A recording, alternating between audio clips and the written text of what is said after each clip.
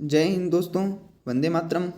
मैं सुदर्शन सिंह स्वागत करता हूं आप सभी का अपने YouTube channel Darshan classes with Shiv में एक नई वीडियो के साथ। UP triple S C PET की परीक्षा को ध्यान में रखते हुए प्रैक्टिस सेशन चलाया जा रहा है, जिसमें आज भारतीय संविधान के महत्वपूर्ण प्रश्न लिए गए हैं। महत्वपूर्ण प्रश्नों की श्रृंखला चल रही है। मॉक टेस्ट है। आप लोग शुरू से लेकर के लास्ट तक पूरी वीडियो ज़रूर देखिएगा। आपकी परीक्षा के लिए महत्वपूर्ण क्वेश्चंस देखने को मिलेंगे भारतीय संविधान के। और हमारे 100 सब्सक्राइबर कराने के लिए आप सबका बहुत बहुत धन्यवाद। ऐसे ही अपने दोस्तों के पास ज़रूर शेयर करते रहें और हमारे चैनल को ज़रूर सब्सक्राइब करें, सपोर्ट करें। चलिए वीडियो में आगे बढ़ते हैं। ये रहा आपके सामने पहला प्रश्न। पहला प्रश्न है, राष्ट्रपति अपना त्यागपत्र किसे प्रस्तुत करता है? राष्ट्रपति यदि त्यागपत्र, जिसे इस्तीफा बोलते हैं, रिजाइनेशन अगर देना चाहे, रिजाइन अगर करना चाहे, राष्ट्रपति त्यागपत्र देना चाहे तो किसे प्रस्तुत करेगा? किसे प्रस्तुत करता है राष्ट्रपति अपना त्यागपत्र, या राष्ट्रपति अपना इस्तीफा किसे प्रस्तुत करता है? पहला ऑप्शन है लोकसभा अध्यक्ष, दूसरा ऑप्शन है प्रधानमंत्री, तीसरा ऑप्शन है उपराष्ट्रपति, चौथा ऑप्शन है भारत के मुख्य न्यायाधीश। तो क्या हो जाएगा सही आंसर? सही आंसर हो जाएगा ऑप्शन नंबर 3, उपराष्ट्रपति। उपराष्ट्रपति इस प्रश्न का बिल्कुल सही उत्तर है। उपराष्ट्रपति को राष्ट्रपति अपना त्यागपत्र प्रस्तुत करता है। Option number 3 is the correct answer. चलिए नेक्स्ट क्वेश्चन की ओर आगे बढ़ते हैं। राष्ट्रपति के चुनाव के लिए नागरिक को कितनी आयु पूरी कर लेनी चाहिए? यदि आपको राष्ट्रपति बनना है, राष्ट्रपति के चुनाव के लिए आपको अप्लाई करना है, तो आपकी उम्र कितनी होनी चाहिए? कम से कम उम्र कितनी होनी चाहिए? 25 वर्ष, या फिर 30 वर्ष, या फिर 35 वर्ष, या फिर 18 वर्ष? क्या होगा राइट जवाब? चलिए देखेंगे। राष्ट्रपति के चुनाव के लिए नागरिक को 35 वर्ष की आयु पूरी कर लेनी चाहिए, मिनिमम 35 ईयर्स। सी ऑप्शन बिल्कुल सही जवाब है। राष्ट्रपति के चुनाव के लिए नागरिक को 35 वर्ष की आयु पूरी कर लेनी चाहिए। यहीं पर आप लोग एक प्रश्न का आंसर कमेंट बॉक्स में दीजिएगा कि प्रधानमंत्री के पद के लिए कितने वर्ष कम से कम आयु होनी चाहिए? प्रधानमंत्री के चुनाव के लिए आपकी मिनिमम आयु कितनी होनी चाहिए? कम से कम उम्र कितनी होनी चाहिए? चलिए मैं इसका उत्तर बता देता हूँ कि यदि प्रधानमंत्री बनना है तो आपके लिए न्यूनतम आयु होनी चाहिए 25 वर्ष। क्या न्यूनतम आयु होनी चाहिए? 25 वर्ष। 25 वर्ष प्रधानमंत्री। देखिए, पास से 25, पास से प्रधानमंत्री, इस प्रकार से याद रखिएगा।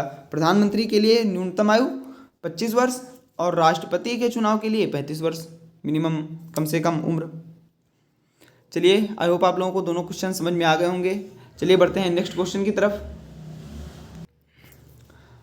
प्रश्न नंबर 3 है, संसद के दोनों सदनों की संयुक्त बैठक कौन बुला सकता है?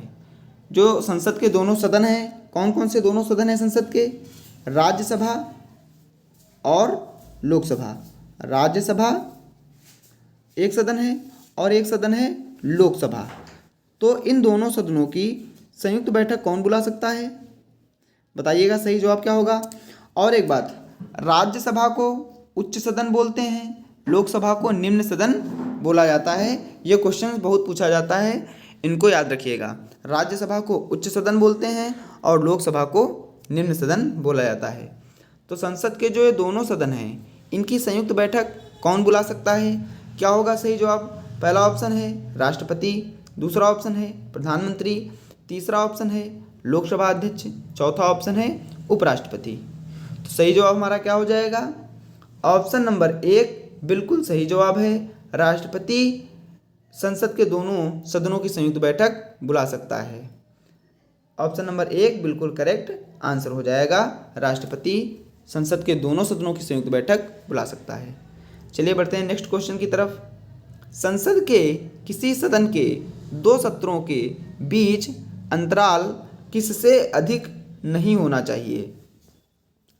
संसद के जो ऐसे 2 सदन हैं, राज्यसभा और लोकसभा, इनकी एक बैठक आज हुई, आज की तारीख में हुई, तो नेक्स्ट जो बैठक होगी, अगली बैठक, इन दोनों बैठकों के बीच कितना अंतराल होना चाहिए, कितने समय से ज़्यादा अंतराल नहीं होना चाहिए। 3 महीने से ज़्यादा, 6 महीने से ज़्यादा, 9 महीने से ज़्यादा, 9 महीने से ज़्यादा, या फिर 12 महीने से ज़्यादा। ये एक गलत मिस प्रिंट हो गया है, 12 महीने से ज़्यादा। तो चलिए बता देते हैं इसका आंसर। इसका सही ऑप्शन है ऑप्शन नंबर 2। इस प्रश्न का बिल्कुल करेक्ट आंसर है 6 महीने से ज़्यादा। संसद के किसी भी सदन के 2 सत्रों के बीच अंतराल 6 महीने से ज़्यादा नहीं होना चाहिए। यानी अगर फरवरी माह में अगर कोई सत्र चला है तो फिर 8वें महीने से ज़्यादा अंतराल नहीं होना चाहिए। 6 महीने के बाद 8वां महीना लग जाएगा, 8वां महीना अगस्त, तो अगस्त के महीने में दूसरी बैठक हो जानी चाहिए। इससे ज़्यादा अंतराल नहीं होना चाहिए। ऑप्शन नंबर 2 6 महीने बिल्कुल सही जवाब है। आगे बढ़ते हैं। मंत्रिपरिषद की बैठकों की अध्यक्षता कौन करता है? जो मंत्रिपरिषद की बैठकें होती हैं उनकी अध्यक्षता कौन करता है? प्रधानमंत्री, या फिर राष्ट्रपति, या फिर मंत्रिमंडल समिति, या फिर लोकसभा अध्यक्ष।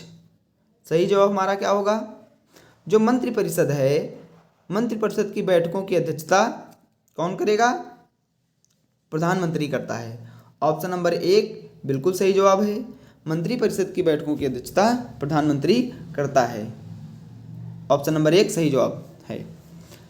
अगला प्रश्न देखते हैं। भारत का प्रधानमंत्री निम्नलिखित में से किस प्रक्रिया से बनाया जाता है?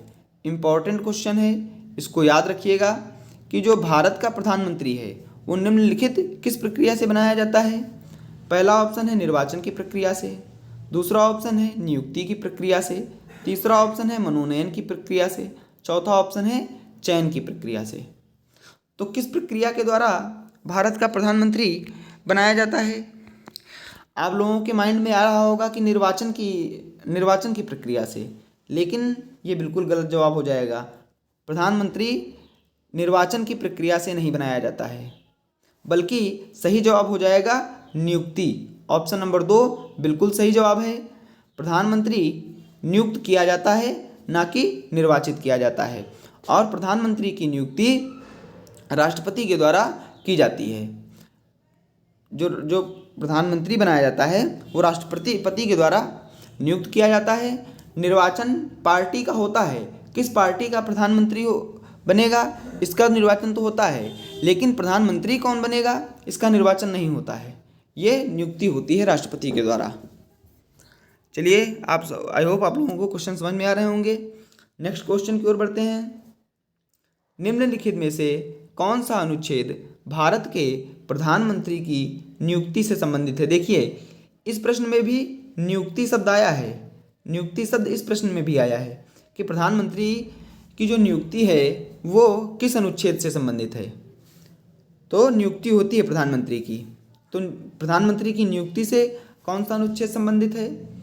अनुच्छेद 74, या फिर अनुच्छेद 75, या फिर अनुच्छेद 73, या फिर अनुच्छेद 78। सही जवाब हमारा क्या हो जाएगा?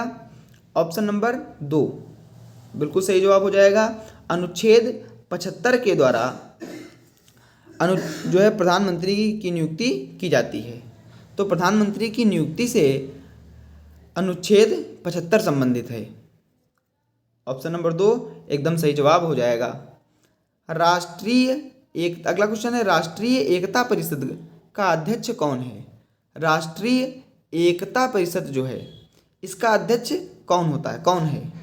पहला ऑप्शन है प्रधानमंत्री, दूसरा ऑप्शन है वित्त मंत्री, तीसरा ऑप्शन है गृह मंत्री, चौथा ऑप्शन है राष्ट्रपति। तो सही जवाब हमारा क्या हो जाएगा? हमारा सही जवाब हो जाएगा प्रधानमंत्री। ऑप्शन नंबर 1 बिल्कुल सही जवाब है। प्रधानमंत्री जो है, ऑप्शन नंबर 1 प्रधानमंत्री राष्ट्रीय एकता परिषद का अध्यक्ष होता है। राष्ट्रीय एकता परिषद का अध्यक्ष प्रधानमंत्री होता है। और एक प्रश्न आपको बता देते हैं, जो योजना आयोग है, योजना आयोग का अध्यक्ष भी प्रधानमंत्री होता है। योजना आयोग जो है इसका अध्यक्ष कौन होता है? प्रधानमंत्री। इसका भी अध्यक्ष प्रधानमंत्री होता है। जो वर्तमान प्रधानमंत्री होगा वही योजना आयोग का अध्यक्ष होता है। अगर वर्तमान में प्रश्न पूछे कि वर्तमान में योजना आयोग के अध्यक्ष कौन हैं, तो श्री नरेंद्र मोदी जी, जो कि भारत के प्रधानमंत्री हैं, वही योजना आयोग के अध्यक्ष भी होंगे। तो राष्ट्रीय एकता परिषद का अध्यक्ष कौन हो जाएगा? प्रधानमंत्री। बिल्कुल सही जवाब है। बढ़ते हैं नेक्स्ट क्वेश्चन की तरफ। भारतीय उच्चतम न्यायालय के न्यायाधीशों की नियुक्ति कौन करता है? भारतीय उच्चतम न्यायालय के जो न्यायाधीश हैं, सुप्रीम कोर्ट के जो न्यायाधीश हैं, जजेज हैं, उनकी नियुक्ति कौन करता है? पहला ऑप्शन है राष्ट्रपति, दूसरा ऑप्शन है मुख्य न्यायाधीश, तीसरा ऑप्शन है प्रधानमंत्री, चौथा ऑप्शन है मंत्रिपरिषद। तो सही जवाब हमारा क्या हो जाएगा? जो भारतीय उच्चतम न्यायालय हैं उनके न्यायाधीशों की नियुक्ति राष्ट्रपति करता है। ऑप्शन नंबर 1 बिल्कुल सही जवाब है, राष्ट्रपति। राष्ट्रपति भारतीय उच्चतम न्यायालय के न्यायाधीशों की नियुक्ति करता है। चलिए नेक्स्ट क्वेश्चन की ओर बढ़ते हैं। उच्चतम न्यायालय के न्यायाधीश किस आयु तक अपने पद पर बने रहते हैं? जो उच्चतम न्यायालय के न्यायाधीश हैं वो किस आयु तक, कितनी उम्र तक अपने पद पर बने रह सकते हैं? पहला ऑप्शन है 62 वर्ष, दूसरा ऑप्शन है 65 वर्ष, तीसरा ऑप्शन है 70 वर्ष और चौथा ऑप्शन है 64 वर्ष। तो सही जवाब क्या हो जाएगा हमारा? हमारा सही जवाब हो जाएगा ऑप्शन नंबर 2, 65 वर्ष तक। ऑप्शन नंबर 2 65 वर्ष बिल्कुल सही जवाब हो जाएगा। उच्चतम न्यायालय के न्यायाधीश 65 वर्ष की उम्र तक अपने पद पर बने रह सकते हैं। आई होप आप लोगों को क्लास अच्छी लगी होगी। अगर क्लास अच्छी लगी हो तो वीडियो को लाइक करें। हमारे channel Darshan classes with Shiv को ज़रूर सब्सक्राइब कर लें और इस वीडियो को अपने दोस्तों के पास भी शेयर कर दें ताकि उनको भी फ़ायदा हो सके, और अपना सुझाव कमेंट बॉक्स में पोस्ट करें। दर्शन क्लासेस विद शिव को ज़रूर सब्सक्राइब कर लें हमारे चैनल को और बेल आइकन दबा लें, जिससे आने वाली परीक्षाओं के लिए महत्वपूर्ण क्लासेस आप लोगों को मिलती रहें। तो वीडियो को यहीं समाप्त करते हैं, मिलते हैं अगली वीडियो में। तब तक के लिए टेक केयर, बाय बाय।